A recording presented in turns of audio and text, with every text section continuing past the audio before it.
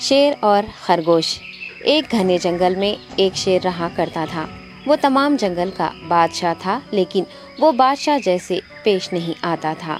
ہر دن بے رحمی سے جنگل کے جانوروں کو کھا جایا کرتا تھا۔ شیر کے خوف سے جنگل کے جانور چھپ جایا کرتے تھے اور خود اپنی بھوک و پیاس کو مار کر سخت مشکلات سے دوچار ہونے لگے تھے۔ اس طرح کچھ دن بعد جنگل کے تمام جانور ایک مقام پر جمع ہوئے اور شیر کے شر سے محفوظ رہنے کے لیے سب مل کر رائے مشورہ کرنے لگے۔ سب نے اپنی اپنی بات رکھی اور آخر میں ایک گیدڑ نے کہا، میرا خیال ہے کہ ہم روز شیر کے ہاتھوں مرنے کے بجائے ہم خود ایک بار شیر کے پاس چلے جائیں۔ اس طرح روزانہ شیر کسی ایک کو کھا لے گا اور ہم سب اپنی اپنی باری سے چلے جائیں گے اور بلا خوف و ڈر سکون سے زندگی گزاریں گے۔ گیدڑ کے مشورے پہ تمام جانور رضامند ہو گئے۔ ایک بندر نے کہا، ٹھیک ہے، تمہاری بات بالکل درست ہے۔ موت کا خوف کرنے کے بجائے اپنی باری آنے تک ہم اطمینان و سکون کی زندگی گزار سکیں گے۔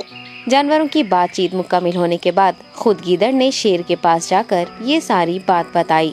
گیدڑ کی باتیں سننے کے بعد شیر نے کہا، میں بادشاہ ہوں، اس لیے تم سب کی بات مان رہا ہوں، لیکن ایک بات غور سے سن لو۔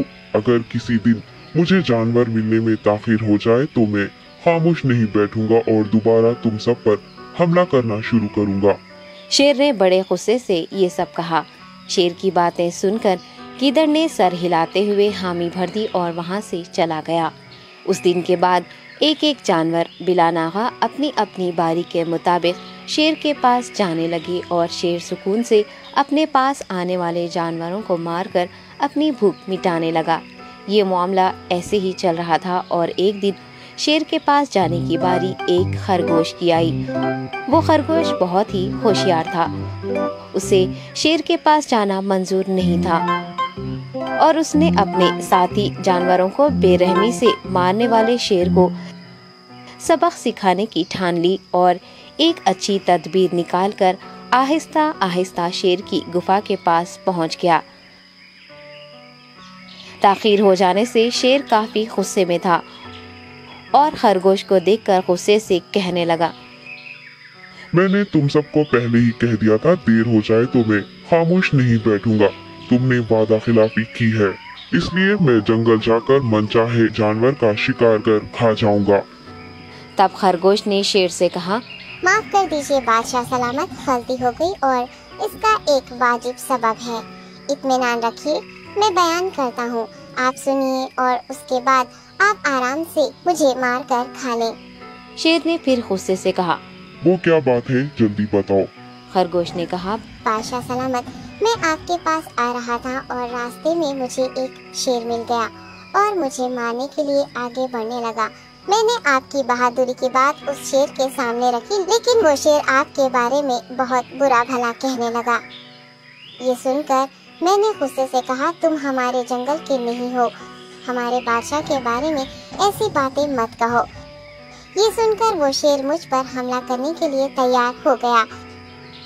یہ دیکھ کر میں نے کہا، تم مجھے مارو گے تو ہمارے بادشاہ تمہیں ہرگز نہیں بخشیں گے۔ تب اس شیر نے کہا، تمہارا بادشاہ میرا کیا کر لے گا؟ میں نے کئی ہاتھیوں کو اپنے پنجے سے مار گرایا ہے۔ تمہارا بادشاہ ہو یا کوئی اور ہو، میرے ہاتھوں بچ نہیں سکتا اور میرے سامنے کوئی ٹک نہیں سکتا۔ میں اسے ختم کروں گا۔ یہ سب بدتمیزی کرنے لگا۔ میں نے اس شیر سے کہا، تم ہمارے بادشاہ سے آ کر بات کرو۔ تب اس نے فخر سے کہا، میں کیوں آؤں؟ تمہارے بادشاہ میں دم ہے تو اسے ہی یہاں لے کر آؤ۔ یہ کہہ کر مجھے دبانے لگا۔ بادشاہ سلامت، اسی لیے آنے میں تاخیر ہو گئی۔ یہ سنتے ہی شیر غصے سے کہنے لگا، چلو ابھی چلتے ہیں، اسے ختم کر دوں گا۔ یہ سننے کے بعد خرگوش نے شیر کو جنگل کے درمیان موجود ایک کنویں کے پاس لے گیا۔ خرگوش نے کہا، بادشاہ اس کے اندر دیکھیے، وہ وہاں آپ کا بے صبری سے انتظار کر رہا ہے، آپ اسے اچھا سبق سکھائیے۔ شیر غصے سے فوراً کنویں میں جھانکنے لگا اور زور سے دہاڑنے لگا۔ تب دوسری جانب سے بھی دوسرا شیر دہاڑتا ہوا محسوس ہونے